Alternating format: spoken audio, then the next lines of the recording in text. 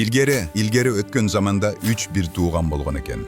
Алар ата-энеден ерте ажырап, көрінген байдың жұмышын жасап, ептеп күн көршет екен. Bir günü байдың çöbün çaap, аябай чарчап, көлөкөдө отурса, жақын эле жерге топ кара чыйырчык келип конуп калат. Биринен бири оозу оттоп жаткан кара чыйырчыктарга карап, бир туугандардын эң улуусу: Ой, чиркин ушундай малым болсо, өмүр бою эч кимди ренжитпей жашамакмын. Дейт кичинекей чокчо сакалын сылап. Анда ортончусу туруп: Эгер менин ушунча койлорум болсо, кедейлерге жардам берип, мейманды сыйлап жашамакмын. Алардын эң кичүүсү үндөбөй отурган соң: Ал эми сенин ушунча малың болсо эмне кылат элең? деп сурап калышат эки агасы. Менби, мага көп малдын деле кереги жок, азын оолак рызкым, үй жайым, акылдуу жарым болсо жетмек. Алар ушундай таттуу кыялга батып, ойлоп жатышканда, маңдайларына келип калган ак сакалдуу карыяны байкабай калышат. Ошондо карыя туруп: Менин атым Убада. Силердин сүйлөгөн сөзүңөрдү жанатан бери угуп турдум. Эгерде силер айткан сөзүңөрдө турсанар, мен силердин тилегиңерди орундаймын, дейт ак таягын көтөрүп. Биздин тилегибизди орундатсаңыз, айткан сөзүбүздө турабыз. Дешти 3 тууган. Эмесе силердин тилегиңерди мен орундайын. Сен экөөң мал дедиңер, тетиги көрүнгөн дөбөнүн ары жагында 2 корокой жайылып жүрөт. Бир короосу өнчөй-ак, экинчи корокой кара түстүү.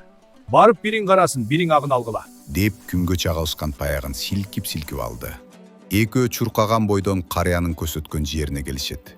Келишсе, чын эле 2 короо кой жайылып жүрөт. Экөө койлорду айдап өздөрүнчө кетишет.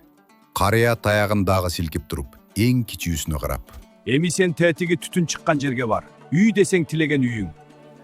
Өмүрлүк жарың, азын оолак малың ошол жерде. Бар эми, тилеген тилегиңе жет. деп ак сакалын сылап коюп көздөн кайын болду. Ушул күндөн баштап 3 туугандын турмуштары оңолуп, өз тилектерине жетип жашап калышат.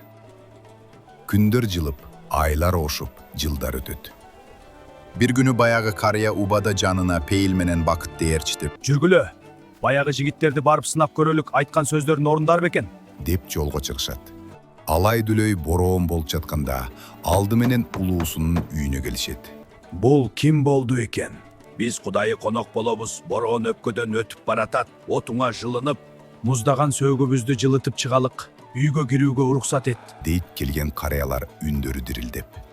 Ушундай ким куутта? Койлор суукка чыдабай кырылып жатканда конок эмес, кудай болсоңор да кеткиле! деп кыйкырат. Сакалдарына муз тоңуп калтырган карыялар ал үйдөн чыгып, ортончу байдыкына келет. Жоголгула, көзүмө көрүнбөй! Ал дагы ачууланып, аларды үйгө кирбей кубалап жиберет.